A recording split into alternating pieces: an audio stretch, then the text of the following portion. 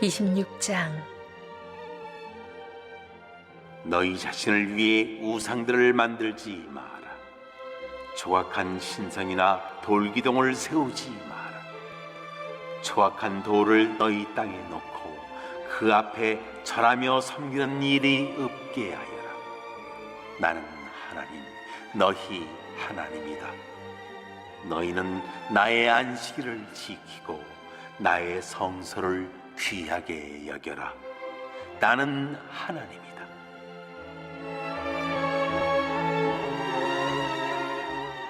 너희가 내 규례를 따라 살면 너희가 내 규례를 따라 살고 내 계명을 잘 지키면 내가 철 따라 비를 내려줄 것이다. 땅은 농작물을 내고 들의 나무는 열매를 맺을 것이다. 너희는 포도를 수확할 때까지 타작하고 다음 파종할 때까지 포도를 거두게 될 것이다. 너희는 배불리 먹고도 남을 만큼 풍성히 거두고 너희 땅에서 아무 걱정 없이 안전하게 살 것이다. 내가 그 땅을 평화의 땅으로 만들 것이다. 너희는 밤에 아무 두려움 없이 잠들 수 있을 것이다. 내가 그 땅에서 사나운 짐승을 없애고 전쟁을 없애겠다. 너희는 원수를 쫓아내고 원수를 쓰러뜨릴 것이다. 너희 5명이 그들 100명을 추격하고 너희 100명이 그들 10,000명을 추격하여 그들을 없애버릴 것이다. 내가 너희에게 온갖 주의를 기울여 반드시 너희가 번성하고 너희 수가 많아지게 하며 내가 너희와 맺은 언약이 제대로 이행되게 하겠다. 너희가 지난해에 거둔 곡식을 다 먹지 못했는데도 햇곡식을 쌓을 자리를 마련하기 위해 창고를 비워야 할 것이다. 너희가 사는 곳에 나도 같이 살 것이다. 내가 너희를 피하지도 않고 멀리하지도 않겠다. 내가 너희와 함께 거리를 거닐겠다. 나는 너희 하나님이 되고 너희는 내 백성이 될 것이다. 나는 너희를 이집트에서 구해내어 더 이상 이집트 사람들의 종이 되지 않게 한 하나님, 곧 너희 하나님이다. 나는 너희에게서 종의 굴레를 벗겨내어 너희가 마음껏 자유롭게 다니게 했다.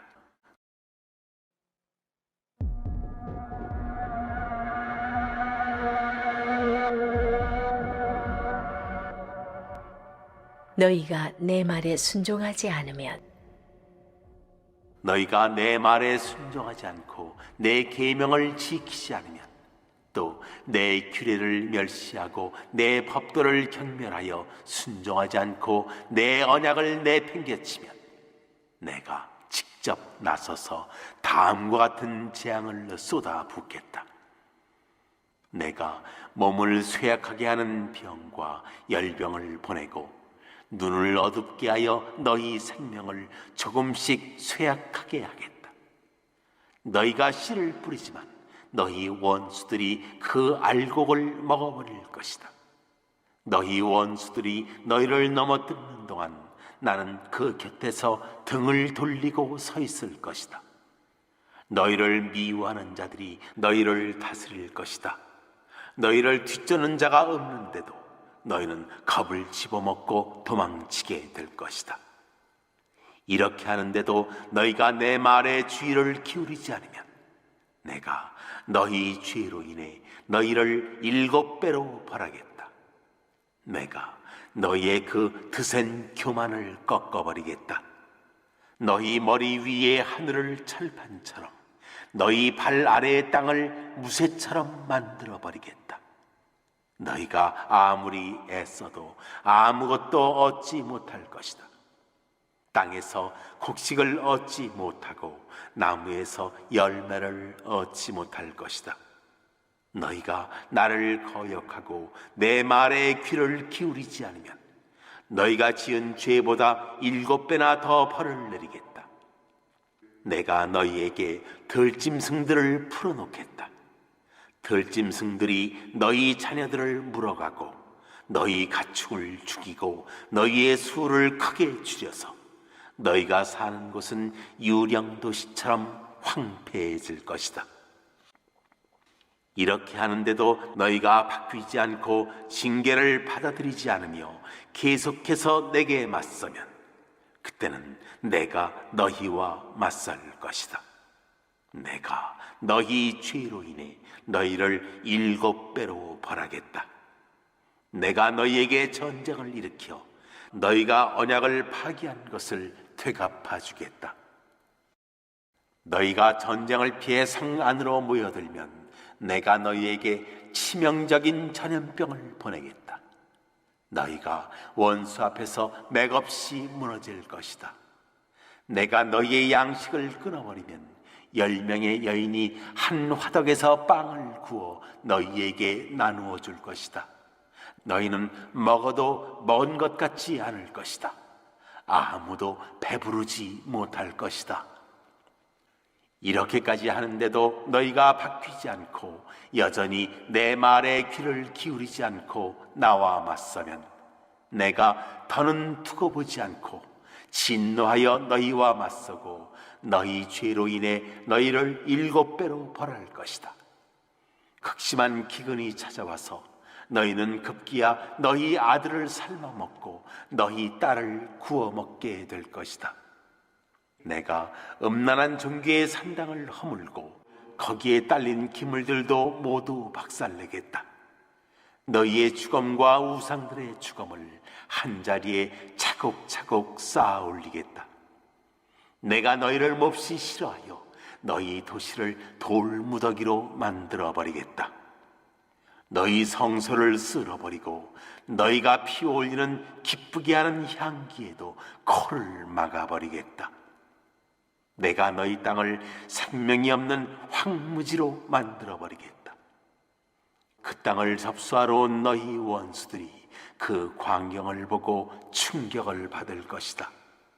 내가 너희를 세계 곳곳으로 흩어버리고 내 칼끝을 너희 등에 겨눈 채로 계속 너희 뒤를 쫓을 것이다. 너희의 땅은 황폐하게 되고 너희의 도시는 폐허가 될 것이다. 너희가 그 땅을 떠나 너희 원수들의 땅에 흩어져 사는 동안 너희가 사라진 그 땅은 그제야 쉼을 얻고 안식을 누릴 것이다. 버려져 있는 동안에 그 땅은 쉼을 얻을 것이며 너희가 그 땅에 사는 동안에 누리지 못했던 쉼, 곧 안식을 누리게 될 것이다. 너희 가운데 아직 살아남은 자들에게는 내가 두려움을 잔뜩 심어주겠다. 그들은 나뭇잎 바스락거리는 소리에도 기겁하여 달아날 것이다. 뒤쩌는 자가 없는데도 목숨을 부지하려고 도망치듯이 이리 뛰고 저리 뛰고 갈팡질팡하다가 극도로 당황해서 서로 걸려 넘어지고 말 것이다. 너희는 원수들과 맞설 수 없을 것이다. 너희는 민족들 가운데서 망하고 너희 원수들의 땅이 너희를 집어삼킬 것이다. 살아남은 자도 원수들의 땅에서 서서히 힘을 잃고 쇠약해지고 말 것이다. 자신들의 죄로 인해 쇠약해지고 조상이 지은 죄 때문에 더욱 쇠약해지고 말 것이다.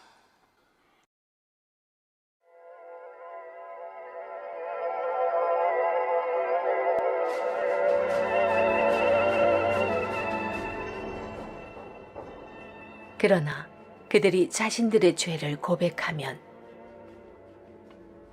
그러나 그들이 자신들의 죄와 조상의 죄, 곧 그들의 배은망덕한 반역과 반항 때문에 내가 그들과 맞서 그들을 원수의 땅으로 쫓아냈다고 고백하면 행여 그들이 자신들의 굳은 마음을 부드럽게 하여 그들의 죄를 바로잡기만 하면 내가 야곱과 맺은 내 언약을 기억하고 이삭과 맺은 내 언약, 아브라함과 맺은 내 언약을 기억할 것이다. 또한 그 땅도 기억하겠다. 그들이 버리고 떠난 그 땅은 그들이 없는 동안에 안식을 누릴 것이다. 하지만 내 법도를 거절하고 내 규례를 업신여긴 그들은 죄값을 치르게 될 것이다. 그러나 그들의 행실에도 불구하고 그들이 원수들 가운데 있을 때에 나는 그들을 내치거나 멸시하거나 완전히 없애지는 않을 것이다. 내가 그들과 맺은 내 언약도 깨뜨리지 않겠다. 나는 하나님, 그들의 하나님이다. 내가 그들을 위해 그들의 조상과 맺은 언약을 기억할 것이다. 나는 그들의 하나님이 되기 위해 모든 민족이 지켜보는 앞에서 그들을 이집트에서 이끌어냈다. 나는 하나님이다. 이것은 하나님께서 시내산에서 모세를 통해 자신과 이스라엘 백성 사이에 세우신 규례와 법도와 지침이다. 축복과 저주의 선언은 우상 금지와 절대적이고 독점적인 여호와 예배의 요구와 더불어 시작됩니다. 금지된 우상들은 조각을 한 목상, 기둥을 세운 주상, 돌을 깎아 만든 석상을 모두 포함합니다. 이것들은 자기를 위한 우상들인데 엘릴림은 무가치하거나 쓸데없는 것을 지시하는 단어죠. 우상이란 인간들이 자기를 위해 만든 형상화된 하나님입니다. 매우 이기적인 동기에서, 다시 말해 축복을 확보하고 자신의 안정과 미래를 보장해 줄 신, 곧 자신의 이익을 위해 인위적으로 만든 하나님이 우상입니다. 이어서 안식일을 잘 준수하고 성소를 경유하라는 명령이 주어집니다. 왜 안식일과 성소가 나란히 등장하는지 이유를 알기 어렵습니다. 아마도 시간과 공간의 측면에서 각각 가장 거룩한 것을 잘 지키라는 명령으로 이해되죠. 아브라함 헤실은 안식일은 시간의 지성소라고 했습니다. 실제로 고대 이스라엘의 세계관에 따르면 공간과 사물, 인간, 동물이 모두 거룩의 세 등급으로 나뉘어 있는데 시간도 그런 3중 구분이 가능합니다. 평일, 안식일과 절기, 그리고 속죄일이죠. 이 중 속죄일이 가장 거룩한 날인 이유는 그날이 가장 거룩한 제사장이 가장 거룩한 지성소에 들어가는 날이기 때문입니다. 그리고 그날 이스라엘의 국가적 속죄가 이루어지고 더럽혀진 성전은 짐승들의 피로 완전히 청소되어 새롭게 정비됩니다. 따라서 아브라함 헤실의 견해와 달리 안식일이 성소에 해당된다고 볼 수 있습니다. 안식일을 잘 준수하는 것은 하나님의 성소를 잘 가꾸고 관리하는 것에 비견되죠. 양자는 본질적으로 하나님을 잘 공경하기 위한 방법입니다. 곧 이 명령은 거룩한 시간의 성소인 안식일을 잘 지키고 공간의 성소인 성전을 잘 관리하라는 지시일 것입니다. 3절로 13절입니다. 먼저 순종에 따른 여러 가지 축복들이 약속됩니다. 만일 그들이 하나님의 규례와 명령을 잘 지키면 다양한 복을 받을 것입니다. 여기서 규례와 명령은 당장에는 분명히 직전에 레위기 25장의 규례를 말합니다. 땅과 관련된 약속들이 연이어 등장한다는 점에서 26장은 토지법을 중심으로 한 안식년과 희년법이 선포되는 25장과 밀접히 관련되어 있습니다. 만일 그들이 여호와의 규례와 계명을 준수하면 땅은 그들에게 풍성한 복을 줄 것이며 그들은 그 땅에서 대적들을 걱정할 필요 없이 평화를 누릴 것입니다. 계속해서 저주가 땅과 관련되어 선포됩니다. 만일 여호와의 규례와 법도 계명을 지키지 않고 언약을 배신한다면 땅에는 재앙과 질병이 찾아오고 파종한 것이 헛되게 되어 대적들이 먹을 것이며 아무리 땀 흘려도 아무리 수고를 해도 땅은 그 산물을 내지 아니하고 땅의 나무는 그 열매를 맺지 아니할 것입니다. 땅에는 사나운 들짐승들이 넘쳐나 자녀를 해칠 것이고 길들이 황폐해질 것이며 양식이 끊기고 모든 성읍과 성소들이 폐허가 되면서 그 땅은 황무하게 될 것입니다. 마침내 그들은 자신들의 땅에서 추방되어 원수들의 땅으로 끌려가고 그 땅은 황폐해질 것이나 역설적으로 아무도 없는 가운데 안식을 누릴 것입니다. 순종에 따른 축복의 약속은 땅을 적시는 비에 대한 약속과 더불어 시작됩니다. 만일 그들이 하나님의 명령대로 행하면 하나님께서는 계절에 맞는 비를 주실 것이며 그로 인해 땅은 풍년이 들고 과실수는 풍성한 열매를 맺을 것입니다. 때에 맞는 비란 이른 비와 늦은 비를 의미하죠. 이스라엘의 계절을 살피면 농사를 위해 이른 비와 늦은 비는 가장 중요한 요소였습니다. 음력 1월로 6월은 건기이고 7월로 12일은 우기인데 6월 말에서 7월 초에 이른 비가 내립니다. 바로 이때가 곡식 농사를 위해 씨를 뿌리는 시기죠. 이 파종기에 비가 내리지 않으면 1년 농사를 망칠 수 있었으니 가장 중요한 비라 할 수 있습니다. 늦은 비는 12월경 수확을 앞두고 내립니다. 이 비가 내려야 풍년으로 이어지기에 늦은 비 또한 필수적이었습니다. 또한 이 비는 과실수를 비롯하여 가나안 땅의 초목이 이제 닥칠 1월로 6월의 건기를 버틸 수 있는 수분을 제공했기 때문에 대단히 중요했습니다. 특히 가을의 영구는 과실수의 풍성한 수확을 위해 이 비는 필수적이었습니다. 하지만 때에 맞지 않는 비가 내리면 농사를 오히려 망칠 수 있었죠. 예를 들어 수확기 직전에 많은 비가 내리면 곡식이 크게 훼손되어 생산량이 급감할 수 있었습니다. 이처럼 때를 따라 내리는 충분한 이른 비와 늦은 비는 하나님의 축복의 징표였습니다. 가나안 땅에서 비를 주관하는 신은 바알로 간주되었죠. 팔레스타인의 가장 중요한 신이었던 바알은 폭풍우의 신으로 농경신입니다. 흔히 바알에게 기우제와 풍년제가 드려졌고 바알 신전에서는 음란한 성적 제의도 했습니다. 가나안의 바알 신화에서 땅을 적시며 내리는 비는 대지의 여성신의 자궁에 쏟아진 바알의 정액에 비견되었습니다. 인간은 바알 신전의 성적인 제의에 참여하여 그것을 모방함으로써 바알의 번식력을 분배받고자 했다는 해석도 있습니다. 그러므로 제의적 매추는 이 예배에서 필수적인 요소였고 신성한 창녀들은 성소에 살았다는 것이죠. 그러나 구약 성경은 비를 주관하는 신은 결코 바알이 아닌 여호와 하나님이심을 선언하고 있습니다.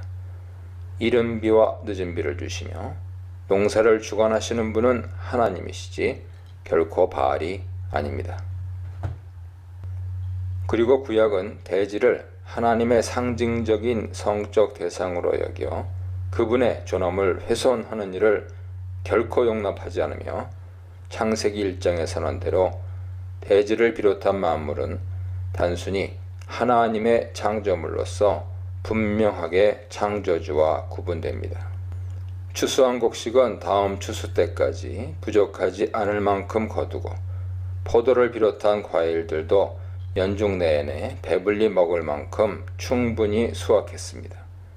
이러한 풍성한 소산물과 더불어 땅은 평화를 누릴 것입니다. 이 평화는 그들이 초록이 무성한 들판에 누워 지낸다는 목가적 표현에서 잘 나타납니다. 그들을 위협할 것들이 전혀 없을 것입니다. 원수들은 패배를 당해 쫓겨나고 사나운 들짐승도 사라질 것입니다. 그들은 번성하여 많은 식량을 저장해두는 넉넉한 삶을 누리며 인구가 크게 늘어나는 복을 받을 것입니다. 특히 6절에 칼이 너희 땅에 두루 행하지 아니한다는 약속은 그 배경을 두고 읽을 때 놀라운 약속이 아닐 수 없습니다. 가나안 땅은 역사 속에서 끊임없이 강대국들에게 유린을 당해왔으며 다양한 민족들의 생존을 위한 치열한 쟁탈전이 벌어진 곳이기도 합니다. 바로 그 땅을 하나님께서 이스라엘 백성에게 약속의 땅으로 주신 것이죠. 이 칼은 전쟁에 대한 비유인데 칼이 두루 행한다는 것은 강대국이 쳐들어와 그 땅 곳곳을 초토화시키는 장면을 연상시킵니다. 그런 지정학적 특징이 있는 땅이 가나안이지만 하나님께서는 놀랍게도 만일 그들이 하나님의 명령에 순종하고 그분의 율례를 잘 지킨다면 오히려 대적들이 패배하고 더 이상 누구도 그들을 위협하지 않는 평화의 땅이 될 것이라고 약속하십니다. 전쟁에서도 일당백의 약속이 주어집니다. 그들은 적은 군사력으로도 강한 대군을 거뜬히 물리칠 것입니다. 5명이 100명을 쫓아내고 100명이 10,000명을 패배시킵니다. 무엇보다 그들에게 가장 큰 복은 하나님 자신입니다. 그분이 그들 가운데 임재하시는 것이 복 중의 복입니다. 하나님께서는 성전을 너희 중에 세우겠다고 하십니다. 이것은 분명히 땅에 대한 맥락에서 언급되기 때문에 가나안 땅에 지어질 성전을 가리킬 것입니다. 현재 광야에서 성막 중에 거하시는 하나님께서는 약속의 땅에 들어간 뒤에도 한 장소를 지정하시어 그곳에 성전을 세우시고 그들 가운데 임재하시어 그들과 동행하시고 왕으로서 그들을 통치하시고 다스리실 것입니다. 하나님께서는 다시 한번 그들의 종된 상태에서 구원해내시어 그들이 해방과 자유를 누리는 백성이 되게 하셨음을 상기시키십니다. 자신의 백성을 백성들 가운데 치신다는 사상은 선지서에서 꽃을 피우고 궁극적으로 예수 그리스도를 통해 성취됩니다. 예수께서는 임마누엘의 하나님으로 이 땅에 오셨습니다. 우상 금지, 안식일 준수, 순종과 열매, 순종과 동행에 대해 묵상해 보시기 바랍니다. 14절로 18절입니다. 순종의 성경적 개념은 잘 듣는 것입니다. 바꿔 말하면 진정으로 잘 듣는다는 것은 곧 말씀대로 행하는 것이죠.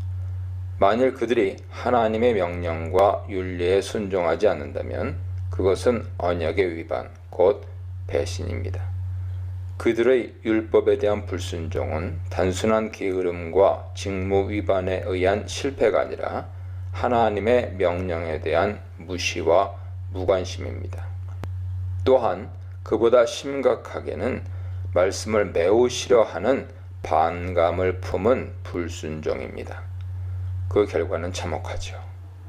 온몸에 전율이 흐르게 하는 공포가 그들에게 임할 것입니다. 한글 개역개정에 놀라운 재앙을 내린다는 다소 아쉬운 번역입니다.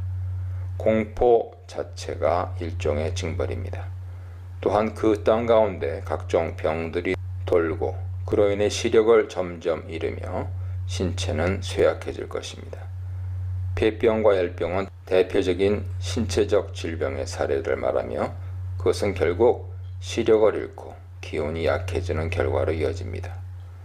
그들은 아무리 열심히 농사를 지어도 원수들이 와서 모두 탈취해 갈 것이며 대적들에게 처절히 짓밟힐 것입니다. 농사꾼의 수고의 열매와 추수물은 장기간 땀을 흘린 결과입니다. 그렇게 얻은 소산물을 적들에게 하루아침에 빼앗긴다는 것은 헛되이 파종을 한 셈이니 큰 비극이 아닐 수 없죠. 이 저주를 어떤 사람은 빈손 저주라고 칭했습니다. 열심히 모은 모든 재산을 하루아침에 잃고서 빈털터리가 되는 비극을 말합니다. 이런 징계에도 불구하고 그들이 회개하지 않으면 그 벌은 7배로 가중될 것입니다. 이 7배는 문자적인 수치를 말하는 것이 아니라 7이라는 완전수를 통한 철저하고도 완전한 징벌을 가리킵니다. 실제로 이스라엘 백성은 후대에 오랜 배교와 반복된 불순종, 우상 숭배와 도덕적, 영적 타락 속에서 지내다 이 가혹한 징벌을 피할 수 없게 되었습니다. 19절로 22절입니다. 하나님께서는 불순종한 이스라엘의 기고만장함을 꺾으실 것입니다. 세력은 두려움을 모르는 이스라엘의 의기양양한 기세를 의미하죠. 하나님의 축복을 받은 그들은 강한 민족으로 자랐습니다. 그러나 자신들의 경제력, 군사력, 늘어난 인구와 풍부한 식량이 어느새 자신들의 힘으로 쟁취한 업적과 자랑거리로 전락할 것입니다. 그 결과 그들은 하나님을 망각하고 그분의 율법을 멸시할 뿐더러 풍요와 힘의 진정한 근원이 되시는 하나님을 노골적으로 대적하기까지 할 것입니다. 하나님은 눈을 감고 계시거나 잠들어 계시는 법이 없습니다. 순종하는 백성에게 복을 주시기에 분주하실 뿐 아니라 불순종하는 백성에게는 징벌을 가하기 위해 역동적으로 행동하십니다. 그들은 철저히 악독한 불순종의 대가를 받을 것입니다. 하늘이 철과 같이 되고 땅이 녹과 같이 된다는 것은 가뭄에 대한 가장 생생한 비유가 아닐 수 없습니다. 신명기 28장 23절에 네 머리 위에 하늘은 노시 되고 네 아래의 땅은 철이 될 것이다 에서 철과 노수의 비유 대상이 뒤바뀌어 있는데 이것은 이 두 금속의 우열을 염두에 두고 있는 비유가 아님을 알게 합니다. 동일한 비유적인 저주가 고대 근동의 에사라돈 조약에서도 발견됩니다. 철은 이미 주전 3500년경에 재련되기 시작했으며 창세기 4장 22절에서 증거되는 바 두발 가인의 녹과 철을 다루는 기술은 철 재련의 고대적인 성격을 잘 증거합니다.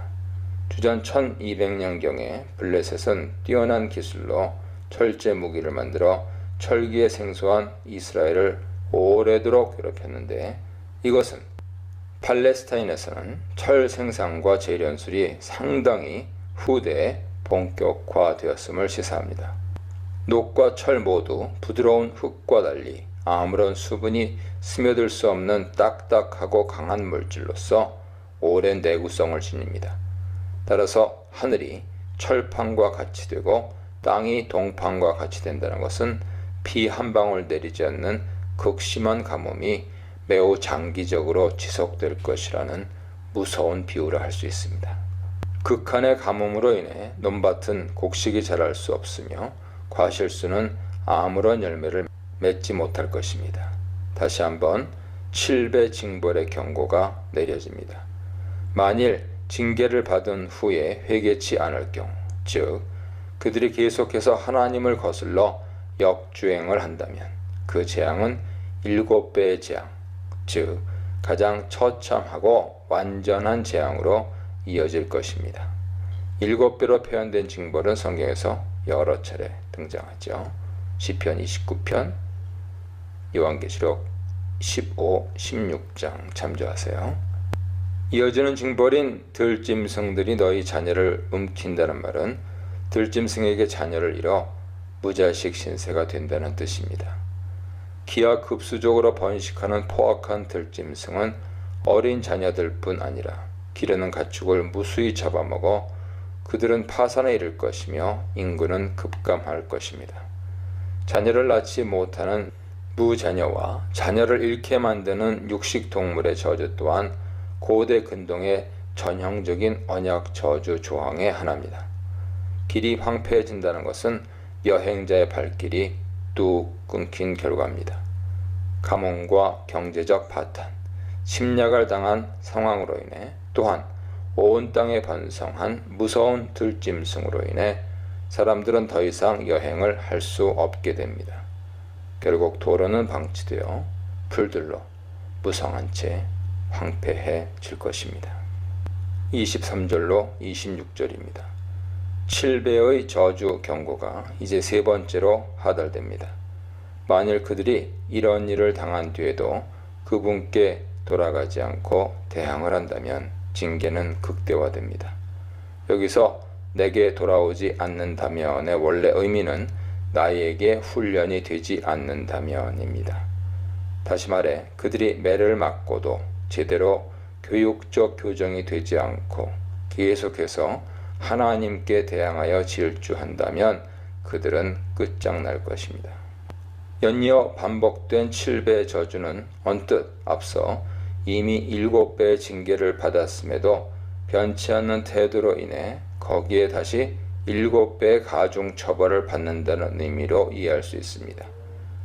그러나 그것은 형벌이 점점 가혹해진다는 의미이지 문자적인 7배 그리고 7배의 7배라는 뜻은 아닐 것입니다.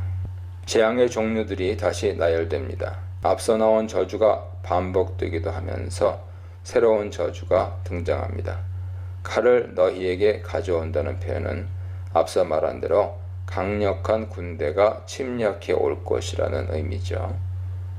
너희의 배약한 원수를 갚는다를 하나님께서 이스라엘의 적들을 쳐부수어 원수를 갚는다는 뜻으로 오해해선 안 됩니다. 이것은 문자적으로 언약의 응징을 응징한다라는 뜻입니다. 다시 말해 언약이 경고한 바 불순종에 따른 이스라엘에 대한 응징을 집행한다는 의미로 이해됩니다. 그들의 언약 배반으로 인한 대가는 매우 가혹할 것입니다. 적들이 침략해오자 그들은 안전하게 성들로 피신하고 거기서 한데 뭉치고 무장하여 성을 방어하려 하지만 전염병이 돌아 적에 대한 대항은 무용지물이 될 것이며 결국 그들은 적의 수중에 넘어갈 것입니다. 너희 의뢰하는 양식은 문자적으로 너희의 음식 막대기입니다. 신체적으로 허약한 사람이 짚는 지팡이를 의존하는 장면을 가리킬 수도 있고 빵을 실어서 운반하는 막대기를 뜻할 수도 있습니다. 그러나 그들이 의지하고 자랑했던 식량은 하루아침에 사라질 것입니다. 그로 인한 비극을 묘사한 비유적 장면은 실로 처참합니다. 10명의 여인이 한 화덕에서 떡을 굽습니다. 레위기 2장의 소재 규정에서 살펴볼 수 있는 바와 같이 요리 기구들은 화덕, 철판, 냄비 등이 대표적인데 원래 각 가정에 요리 기구로 화덕이 하나씩 구비되어 있었을 것입니다. 화덕은 진흙을 빚어 옹기처럼 만들었는데 안쪽 표면에 밀가루 반죽을 얇게 펴 바른 뒤 옹기 안쪽에 나무를 태워 떡을 구웠습니다. 한 가족이 충분히 먹기 위해서는 화덕 하나에서 여러 개의 떡을 단시간에 혹은 한꺼번에 구워야 했을 것입니다. 그러나 현재의 상황은 여성 10명이 하나의 화덕에 모여 떡을 구워도 될 만큼 식량이 부족한 상태입니다. 따라서 그 떡의 개수는 턱없이 부족해 저울로 무게를 달아 나눠 갖게 되고 당연히 먹어도 배를 채우기에는 너무나 그 양이 부족할 뿐입니다. 불순종의 결과, 회개하지 않은 결과, 심판의 현실에 대해 묵상해 보시기 바랍니다. 27절로 31절입니다.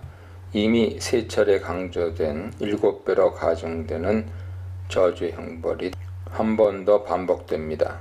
언제나 그들이 돌이키지 않고 역주행을 계속하는 경우에 그런 끔찍한 재난을 당한다는 조건이 붙습니다. 그들의 범죄가 심화될수록 하나님의 격렬한 진노 또한 더욱 강해집니다. 이제 그 재앙의 참화의 정도는 극에 달합니다. 뒤로 갈수록 비극의 정도가 높아지면서 현재 사례는 결국은 자녀를 잡아먹고 성소가 파괴되며 하나님이 떠나시는 가장 극단적인 비극을 이야기하고 있습니다. 28절에 내가 너희에게 대항한다는 말은 원문으로는 내가 앞에 앞가 위치하여 하나님의 결연한 의지를 크게 강조하고 있습니다.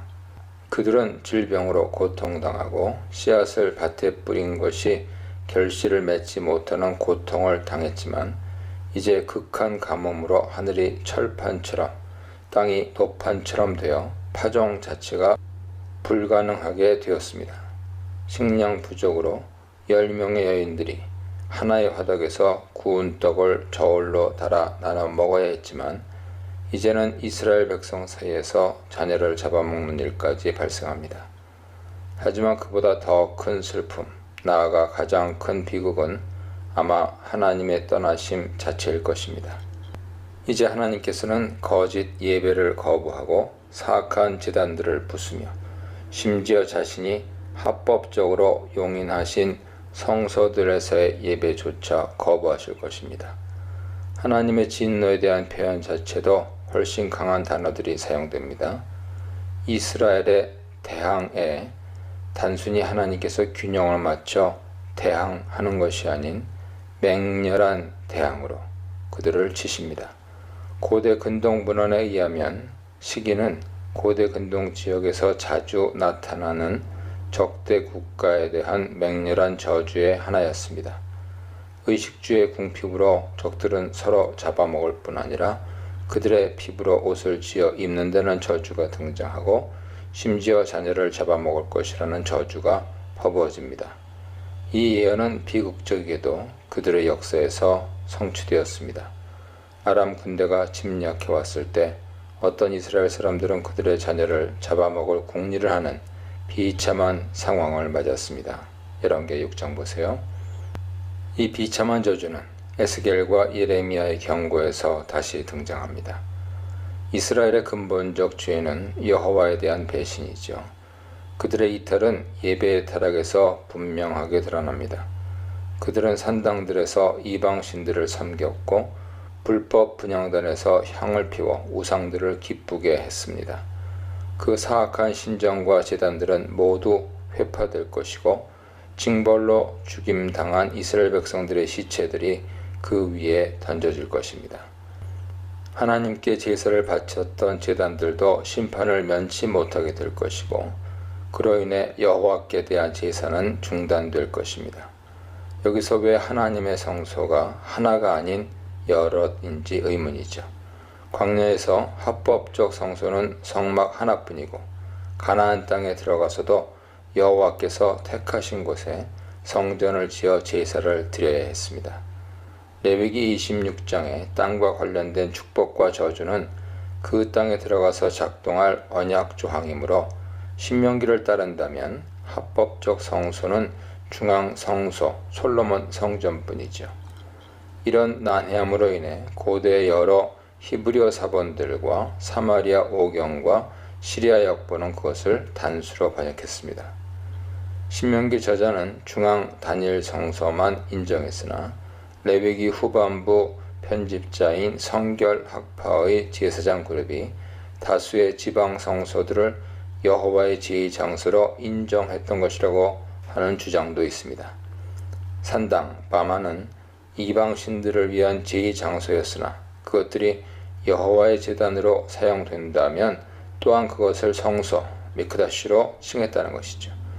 우리는 상이한 성전 신학을 가진 신명기와 레위기 저자가 각각 단일 성소와 다수 성소를 주장하고 있다는 견해를 받아들이기 힘듭니다. 설사 오경이 후대의 누군가의 정교한 편집이라 할지라도 이런 커다란 모순을 수정없이 그대로 오경이라는 단일한 책으로 묶었다는 것은 이해하기 어렵습니다. 따라서 우리는 신명기의 중앙 성소화가 반드시 단일 성소를 말하는 것인지 생각해 볼 필요가 있죠. 내가 택할 곳에서 제사를 바치라는 말은 예루살렘 성전 외 모든 지방의 성소들의 폐쇄를 의미하는 것일까요? 공적인 예배나 의무적인 속죄제, 속건제라면 모를까 매번의 감사나 자원의 제사, 즉 번제, 화목제, 소제와 같은 자발성을 띤 개인의 제사를 위해 가나안 땅의 먼 곳에서 예루살렘 성전까지 항상 올라와야 한다는 것은 비현실적입니다. 따라서 신명기 진술은 우상 숭배를 하거나 여호와와 이방신을 겸하여 섬기며 난립하던 지방 성소를 정리하고 일부 합법적인 지방 성소만 남았는데 그것들이 성소의 중앙 집권하러 예루살렘 성전의 통제와 관리를 받는 상황을 말하는 것일 수 있습니다. 32, 35절입니다. 하나님의 최종적 저주는 그 땅과 백성을 버리시는 것입니다. 백성들은 포로로 잡혀가고 여러 민족들 사이로 흩어질 것이며 땅은 황무지가 되고 성읍은 폐허가 될 것입니다.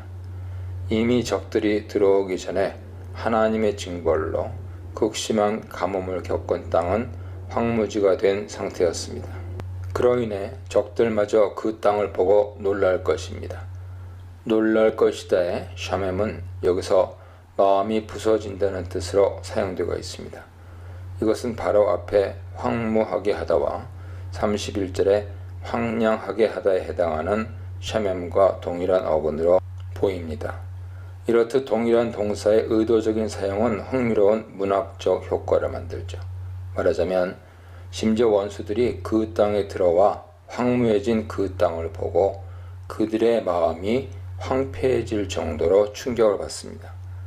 이스라엘 백성은 모두 포로로 잡혀가 그 땅은 텅 빈 채 황무지로 방치될 것이고 역설적으로 그들이 원수의 땅에서 살 동안 땅은 충분한 안식을 누릴 것입니다. 여기서 하나님께서는 다음과 같이 미리 경고하고 있음이 분명합니다. 만일 이스라엘 백성이 땅에 거주하는 동안에 율법을 지키지 않는다면, 특히 땅과 관련해서 안식년과 희년을 지키지 않는다면 땅은 오랜 기간 안식을 누리지 못하게 될 것이고 그 결과 백성들은 반드시 대가를 치르게 될 것입니다. 아이러니하게도 땅은 오래도록 누리지 못한 안식을 한꺼번에 누릴 것입니다. 36, 39절입니다. 기근과 재난, 질병과 전쟁에서 겨우 살아남은 자들은 포로로 잡혀갈 것이며 그 원수의 땅에서 그들은 초조함 가운데 겨우 연명할 것입니다. 심지어 바람에 나부끼는 낙엽 소리에 놀라 도망칠 것이고 언제나 누군가 자신들을 쫓고 있다는 불안감에 떨며 지낼 것입니다. 그들은 침략군 앞에서 자중질환에 빠져 서로 짓밟혀 넘어지고 그들 앞에 서 있을 힘조차 없을 것입니다. 그들은 원수의 땅에 잡혀간 뒤에도 여전히 죄를 지으며 쇠잔해질 것입니다. 쇠잔하다는 말은 변질되고 부패하여 없어진다는 뜻으로 마치 나무가 썩어 푸석해지며 점점 사라지는 과정을 연상케 하죠. 조상들의 죄로 그랬던 것처럼 그들도 자신들의 죄로 썩은 나무와 같이 생명의 기운을 잃은 죽은 백성이 될 것입니다. 여기서 우리는 이스라엘의 죄악을 5가지로 요약할 수 있습니다. 이 죄악들은 앞서 약속된 5가지 축복들이 뒤집힌 결과임을 주목해야 합니다. 첫 번째, 철따라 비를 주고 땅은 풍부한 소산을 냅니다. 그러나 저주로 인해 하늘은 비를 그치고 땅은 마릅니다. 두 번째, 사나운 짐승의 위협이 사라질 것입니다. 그러나 맹수들이 나라 전역에 들끓어 가축들을 잡아먹고 자녀들을 해쳐 그들은 파산하고 인구는 급감하게 됩니다. 세 번째, 칼 전쟁의 위협이 사라지고 적들이 패배할 것입니다. 그러나 적들이 침략하여 온 국토가 유린되고 그들은 공포 속에서 힘없이 패배하고 포로로 잡혀갈 것입니다. 네 번째, 자손이 번성하고 국가는 창대해질 것입니다. 그러나 전쟁과 기근, 들끓는 맹수들로 인해 나라는 망하고 인구는 급감할 것입니다. 다섯 번째, 내가 성소를 세워 그들의 하나님이 되고 그들은 나의 백성이 될 것이라 주께서 말씀하십니다. 그러나 하나님은 그들의 가증한 예배를 더는 받지 않으시고 여호와의 성소에서 바치는 제사조차 역겨워 거부하시고 떠나실 것입니다. 이 문단에서는 갈수록 혹독해질 심판, 우상과 함께 무너질 심판, 좀처럼 끝나지 않는 심판에 대해 묵상해 보시기 바랍니다. 42절입니다.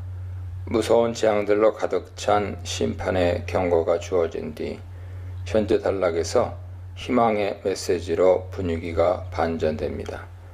희망의 조건은 진심 어린 회개입니다. 만일 그들이 자신들의 죄와 나아가 조상들의 죄를 인정하고 자백하고 이 모든 재앙이 하나님께 반역을 한 결과라는 것을 깨닫고 그 징벌을 달게 받으며 겸손케 되면 상황은 역전됩니다. 할례받지 아니한 그들의 마음은 그들이 할례받지 않은 이방인들과 아무런 차이가 없는 패역한 백성이라는 의미면서 또한 그들의 마음이 죄와 오염으로 뒤덮여 있음을 의미하는 비유입니다. 이제 그들은 그 마음의 껍데기를 벗겨내고 하나님 앞에서 낮아집니다. 다시 말해 마음의 할례를 받은 것이죠. 그들이 하나님과 언약을 맺을 때 언약의 중대한 징표로 포피를 제거했습니다. 이와 마찬가지로 그들은 마음의 포피 제거와 더불어 하나님과 새로운 언약 관계에 들어갈 것입니다. 하나님께서는 겸비한 마음으로 그 가혹한 형벌을 기쁘게 받는 그들을 보고 이제 그들과 맺은 언약을 기억하실 것이라고 약속하십니다. 그 언약은 조상들 곧 아브라함과 이삭과 야곱과 맺은 언약이었습니다. 그 언약은 하나님께서 그들에게 땅을 주실 것이고 자손은 번성하여 복을 누리고 하나님께서 그 이름을 창대케 할 것이라는 약속입니다. 43절로 46절입니다. 앞서 34절에서 주어진 역설적 경고가 다시 반복됩니다. 즉, 백성들의 죄악은 결국 땅의 안식으로 귀결된다는 역설이죠. 그들이 하나님의 법을 역겨워하자 하나님께서는 그들을 그 땅에서 내쫓으십니다. 그 결과 그 땅은 버려진 채 방치됩니다. 비록 그 땅은 황무지와 같이 변하지만 그로 인해 땅은 안식을 얻게 됩니다. 인간의 끝없는 탐욕으로 안식년이 준수되지 않았으며 그 결과 땅은 양분을 잃고 기력을 잃어 토질은 크게 나빠졌을 것입니다. 이제 인간의 추방과 더불어 사람의 탐욕이 그치고 땅은 수년간의 안식을 한꺼번에 누리게 되며 기력을 크게 회복하게 될 것입니다. 하나님께서는 회개하는 그들을 반드시 기억하실 것이라고 약속하십니다. 그분의 약속과 기억의 토대는 그들의 조상과 맺은 언약입니다. 비록 그들이 원수들의 땅에 잡혀갔다 해도 하나님은 그들을 내버리지 않으실 것입니다. 내버리지 않는다는 말은 외면하지 않는다, 거절하지 않는다는 뜻입니다. 더 이상 그들을 미워하지 않으실 것이고 그들을 멸망시키지 않으실 것입니다. 마지막에 반복되는 기억의 약속은 이스라엘의 영원한 희망의 토대가 됩니다. 모든 민족들의 눈앞에서 하나님께서는 과연 누가 진정한 하나님의 백성이요 언약의 후손인지 보여주실 것입니다. 여호와께서는 이집트 땅에서 구하여 자신의 백성을 삼았던 이스라엘과 맺은 언약, 그 언약을 반드시 기억하실 것입니다. 마지막 선언은 최후의 인증 도장과도 같습니다. 나는 여호와니라. 레위기 26장은 축복과 저주라는 언약의 마무리 조항으로서 레위기 내에서 매우 독특한 기능을 합니다. 레위기 9조에서 25, 26장이 이스라엘의 거룩을 위한 우주적 정결로 자리 잡습니다. 레위기 25장은 희년법과 토지법을 중심으로 이스라엘의 정결과 거룩의 성취를 사회적 지평과 우주적 차원으로 확대하면서 땅의 지계표의 복원과 백성의 사회적 신분의 회복을 목표로 삼습니다. 반면에 26장은 하나님의 계명에 대한 백성의 반응, 곧 순종과 불순종에 따른 축복과 저주를 약속합니다. 특히 26장은 25장과 땅의 주제로 밀접히 연결되어 있습니다. 만일 그들이 여호와의 규례와 계명을 준수하면 땅은 그들에게 풍성한 복을 줄 것이며 그들은 그 땅에서 대적들을 걱정할 필요 없이 평화를 누릴 것입니다. 계속해서 축복과 저주는 땅과 관련하여 선포됩니다. 만일 여호와의 규례와 법도 계명을 지키지 않고 언약을 배신한다면 재앙과 질병이 찾아오고 파종한 것이 헛되어 대적들이 먹을 것이며 아무리 땀 흘려 수고를 해도 땅은 그 산물을 내지 아니하고 땅의 나무는 그 열매를 맺지 아니할 것입니다. 땅에는 사나운 들짐승들이 넘쳐나 자녀를 해칠 것이고 길들이 황폐해질 것이며 양식이 끊기고 모든 성읍과 성소들이 폐허가 되면서 그 땅은 황무하게 될 것입니다. 마침내 그들은 자신들의 땅에서 추방되어 원수들의 땅으로 끌려가고 그 땅은 황폐해질 것이나 역설적으로 아무도 없는 가운데 안식을 누릴 것입니다. 여러 가지 법들을 제정한 후 순종 여부에 따른 축복과 저주를 선포하는 것은 전형적인 언약 형식에 따른 것입니다. 이러한 방식의 마무리는 레위기에서 단 3차례 7장 38절, 26장 46절, 그리고 27장 34절에서 나타납니다. 예를 들어 시내산 언약의 마무리인 출애굽기 23장 20절로 33절과 세겜 언약을 끝맺는 여호수아 24장 19절로 20절이 그러하고 책 자체가 거대한 언약 법전이라 할 수 있는 신명기는 28장이 그렇습니다. 그러나 이 축복과 저주는 늘 그렇듯이 희망의 약속으로 끝을 맺습니다. 요약하자면 만일 그들이 가혹한 징벌을 받고 마침내 이방의 땅에 사로잡혀 간 뒤 자신들과 조상들의 죄를 자복하고 그 징계를 기쁘게 받으면 하나님께서 민족의 시조들이었던 아브라함과 이삭과 야곱과 더불어 맺은 언약을 기억하실 것입니다. 그분은 그 언약을 폐하지 아니하시고 그들을 결코 버리지 않으시고 구원하실 것입니다. 25장과 26장의 연관성은 3가지 점에서 분명해집니다. 분명히 땅에 대한 갖가지 넘치는 약속은 레위기 25장의 안식년과 희년법의 토지 규례와 결부되어 이해됩니다. 만일 그들이 안식년법과 희년법의 토지 규례를 잘 따른다면 원기를 회복한 땅은 그들에게 풍성한 소산을 제공할 것이며 부의 고른 분배로 평화로운 삶을 영위하게 될 것입니다.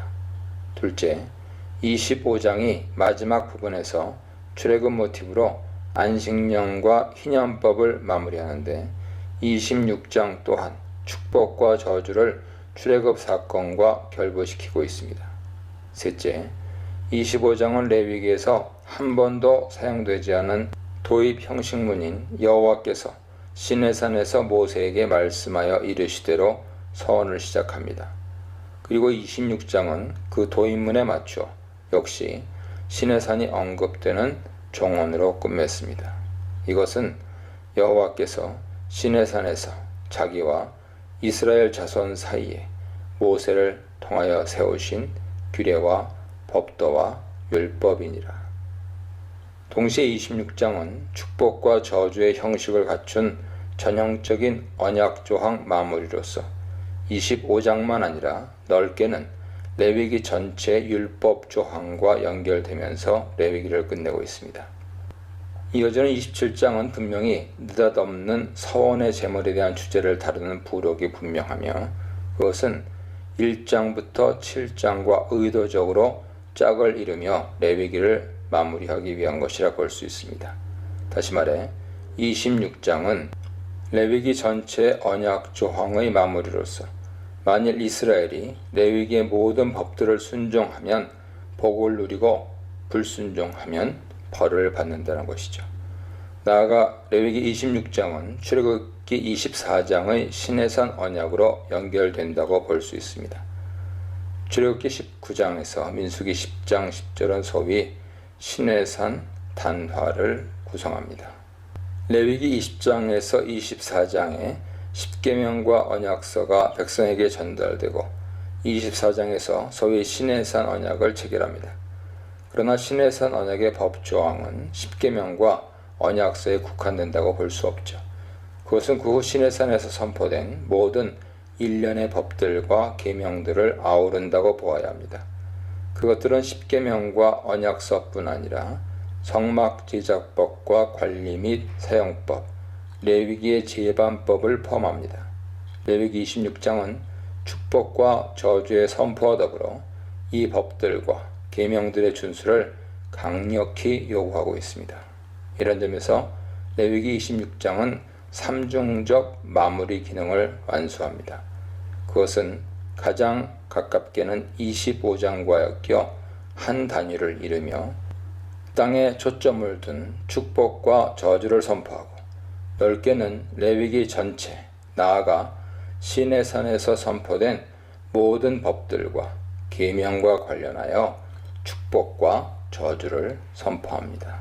거룩한 사람으로의 회복, 거룩한 땅으로의 회복, 거룩한 백성으로의 회복에 대해 묵상해 보시기 바랍니다.